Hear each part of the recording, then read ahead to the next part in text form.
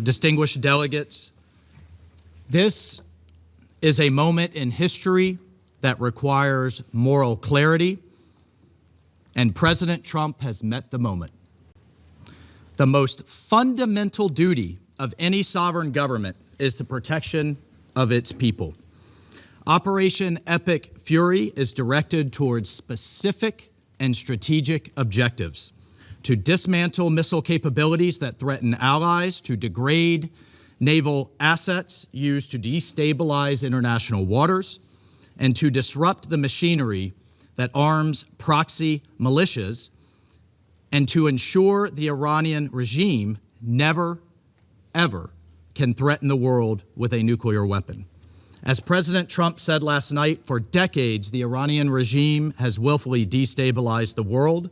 It has killed American forces and citizens, threatened regional allies, and jeopardized the security of international shipping upon which the world depends. Its massive support for violent proxies, declared terrorist organizations, the Houthis, Hezbollah, Hamas, and others, has brought bloodshed and disorder across the Middle East for far too long. This is not speculation. We know this to be true, and our men and women have paid for the actions of this regime and the IRGC with their lives. No responsible nation can ignore persistent aggression and violence. The regime in Tehran has led attacks that have cost American lives, hundreds of U.S. Marines in Lebanon, thousands of troops in Iraq. American hostage after hostage has suffered. Our ships fired upon dozens of times in the Red Sea. Iran has armed and financed militant organizations that undermine lawful governments and destabilize an already fragile region. Iran's continued pursuit of advanced missile capabilities, coupled with its refusal to abandon nuclear ambitions despite diplomatic opportunities, presents a grave and mounting danger. The international community has long affirmed a simple and necessary principle: Iran cannot have a nuclear weapon. That principle is not a matter of politics, it's a matter of global security. And to that end, the United States is taking lawful actions. This body, the United States Security Council, has acted repeatedly on this threat. 20 years ago, starting in 2006, Resolution 1696 demanded that Iran suspend all uranium enrichment-related and reprocessing activities, invoking Chapter 7 of the UN Charter and adopting a legally binding resolution. When Iran failed to comply, this council followed with Resolution 1737, imposing mandatory sanctions, including bans on nuclear-related materials and technology, asset freezes on key individuals and entities linked to their nuclear program, and establishing a sanctions committee. Subsequent resolutions, 1747 in the year 2007, expanded arms embargoes and asset freezes. Resolution 1803 in 2008 tightened restrictions on dual-use goods and calling for the inspections of Iranian cargo. Resolution 1835 in 2008 reaffirmed the need for full compliance. And Resolution 1927 in 2010, which was the most comprehensive, banning ballistic missile activities, tightening the conventional arms embargo, targeting the IRGC and shipping lines, and prohibiting new Iranian banking relationships, built a robust multilateral framework to curb Iran's nuclear and missile pursuits. These measures, again, adopted under Chapter 7, represented the world's collective judgment that Iran's actions posed a threat to international peace and security. And despite numerous opportunities for an alternative path, Iran remained defiant. And the Security Council decided on September 19th of last year, 2025, to restore these measures, snapback sanctions, sending a clear message that the world will not acquiesce to threats and half measures, and Tehran would be held to account. On top of these actions by the UN, American diplomacy was attempted repeatedly and in good faith. President Trump, Secretary Rubio, our special envoys, Witkoff and Kushner, were relentlessly dedicated to diplomacy. But diplomacy cannot succeed where there is no genuine willingness to cease aggression, where there is no genuine partner for peace. As President Trump said today, and he spoke directly to the Iranian people, he said, quote, "To the proud, great people of Iran, I saw tonight that the hour of your freedom is at hand. The entire world has witnessed the regime's wholesale slaughter of innocent civilians. The sad irony is that this same regime will attempt to lecture us today about human rights and the rule of law. Its presence here in this council makes a mockery of this body. But where the UN lacks moral clarity, the United States of America will maintain it. Indiscriminate and unprovoked attacks by the Iranian regime today against our regional partners, Kuwait, the United Arab Emirates, Bahrain, Qatar, Jordan, and others, reinforce precisely why such actions are necessary. The regime has not only struck military assets, but civilian infrastructure as well. Those who stand with us must know that their security is not negotiable. The safety of our allies is not conditional. It is assured. The bottom line is this, colleagues. Our allies and partners can count on the United States and can count on President Trump. Colleagues, peace is not preserved by appeasing those who threaten it. Peace is preserved through strength in the face of terror. History has taught us that the cost of inaction is far greater than the burden of decisive action. And our president, President Trump, has taken that decisive action today. I thank you. In the name of God, the compassionate and merciful, we appreciate the Secretary General for his briefing and his contribution to this meeting. We express our sincere appreciation to the Russian Federation and China for supporting the convening of this emergency meeting of the Security Council to address the manifest aggression committed by the United States and Israeli regime. I also thank those council members, in particular China, Pakistan, and the Russian Federation, who have today taken principled position in condemnation of this unlawful act. And it is regrettable that some members of this body, in a blatant double standard, disregarded the flagrant act of aggression committed by the US and Israel on Iran and condemn Iran for using its inherent right to self-defense on the UN Charter. Mr. President, this morning the United States regime jointly and in coordination with the Israeli regime initiated an unprovoked and premeditated aggression against the Islamic Republic of Iran for the second time in the recent months, while deliberately attacking civilian populated areas in multiple large cities of Iran where millions of people reside. As a result of this brutal armed attack, hundreds of civilians have been killed and injured. The aggression and atrocious crime of the United States regime and the Israeli regime and the deliberate and persistent targeting of civilian infrastructure are ongoing. In addition to the numerous civilian residential buildings, the aggressors have also targeted a school in the city of Minab, Hormozgan province, killing more than 100 children. The number of innocent civilians continues to rise. This is not only an act of aggression, it is a war crime and a crime against humanity. Yet today, once again, the representative of the United States, through a regrettable pattern, has attempted to distort facts and rely on misinformation to justify the blatant aggression of the United States and Israel against my country. The facts, however, are unequivocal.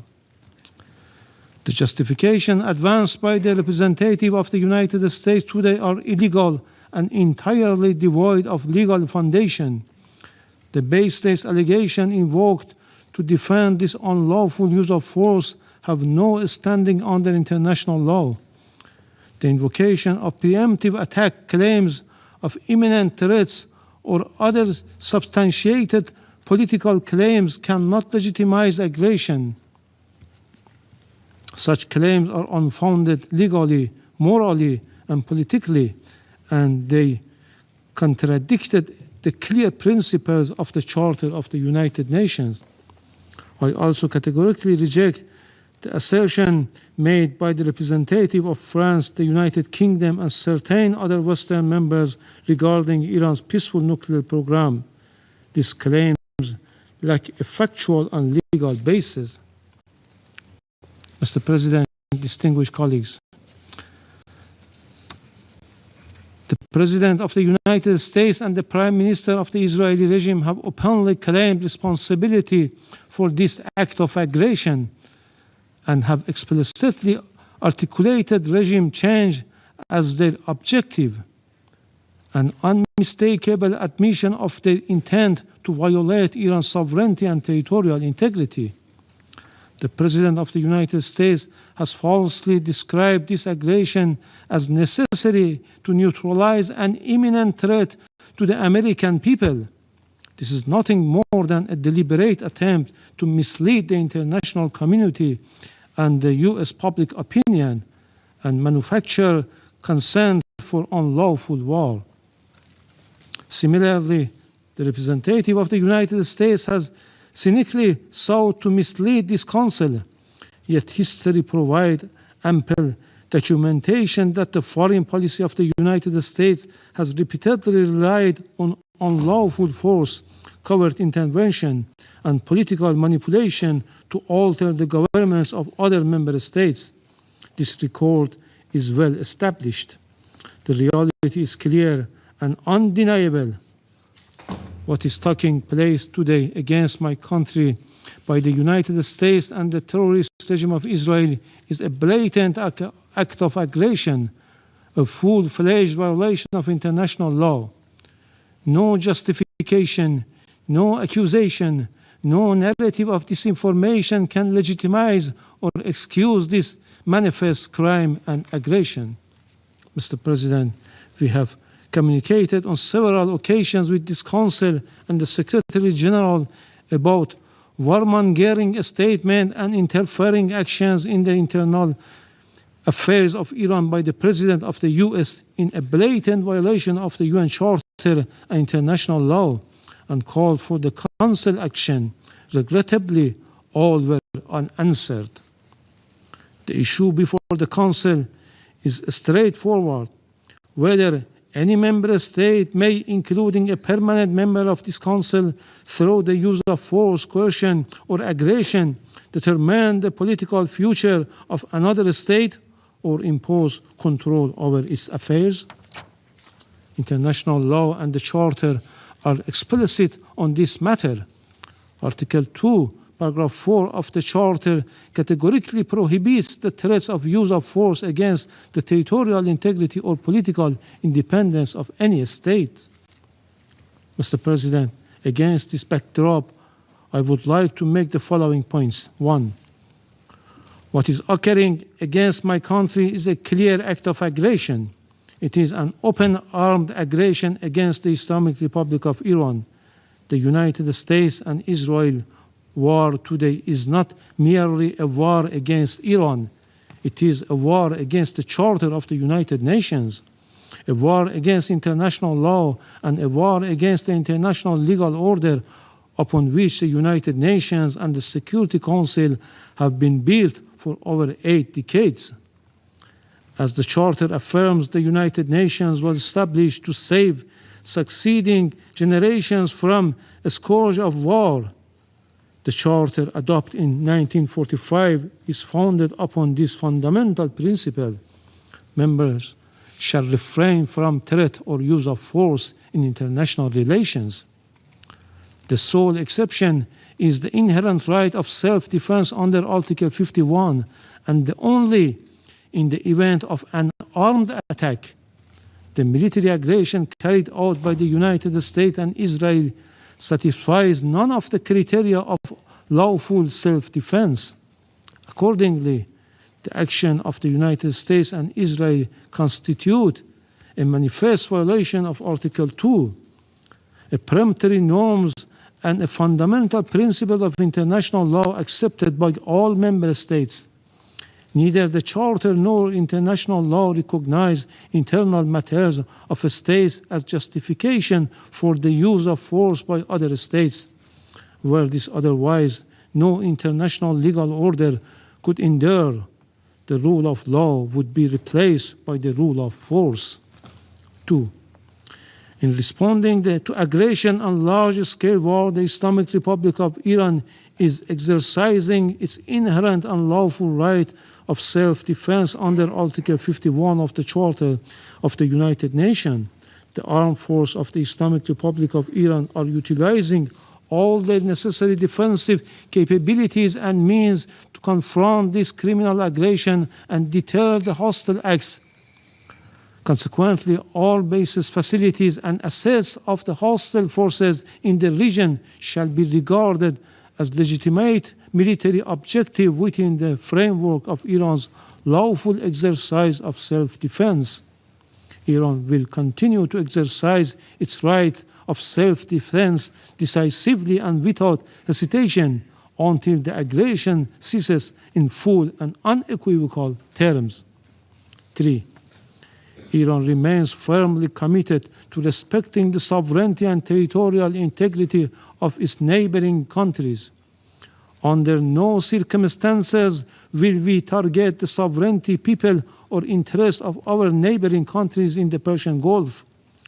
Our legitimate response have been directed solely and exclusively at the bases and assets of the hostile government of the United States that operate beyond the control of the host states.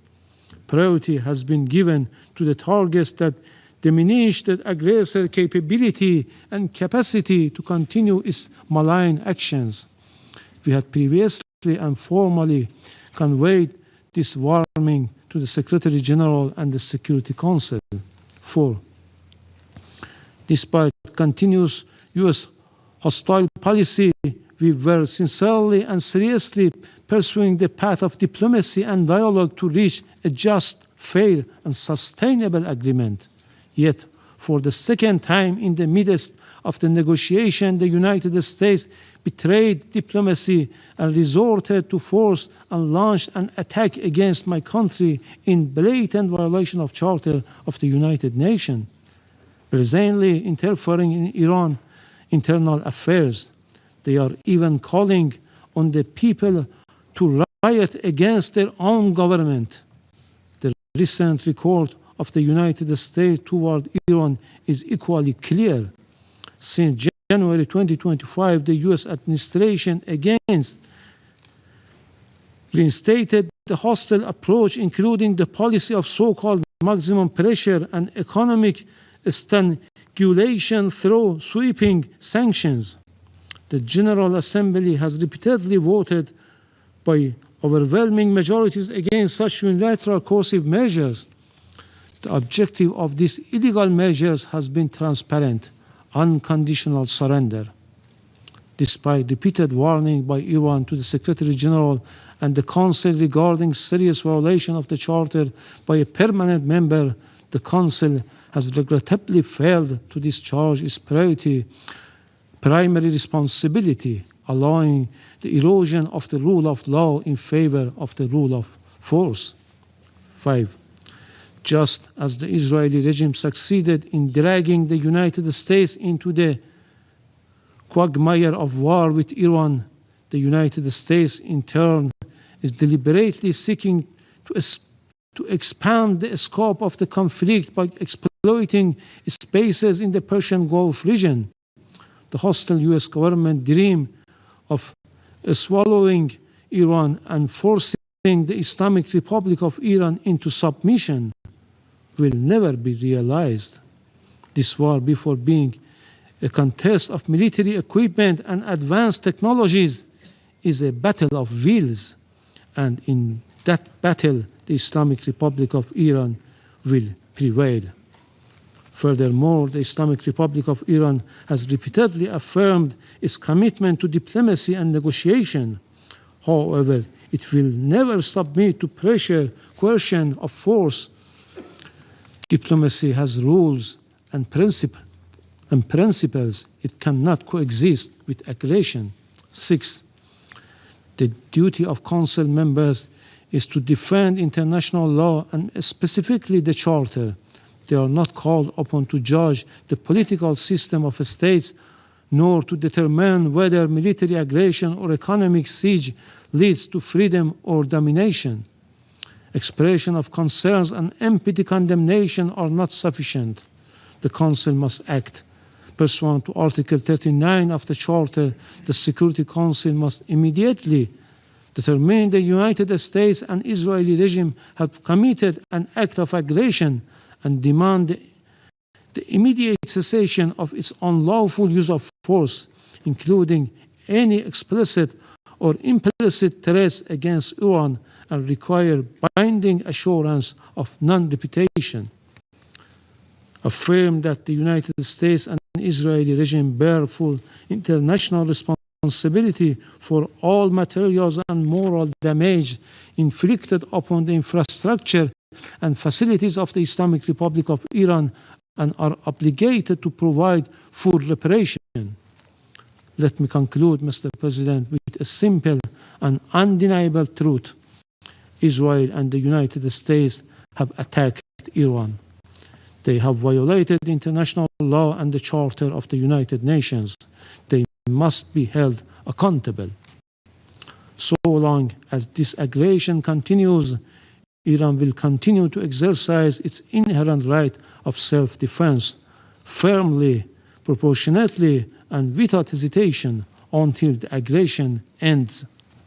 The Security Council must act now and stop this act of aggression immediately. Silence is complicity in this crime. I thank you. I have one word only. I advise to the representative of the United States to be polite. It will be better for yourself and the country you represent. Thank you. The representative of the United States has asked for the floor to make a further statement. Frankly, I'm not going to dignify this with another response, especially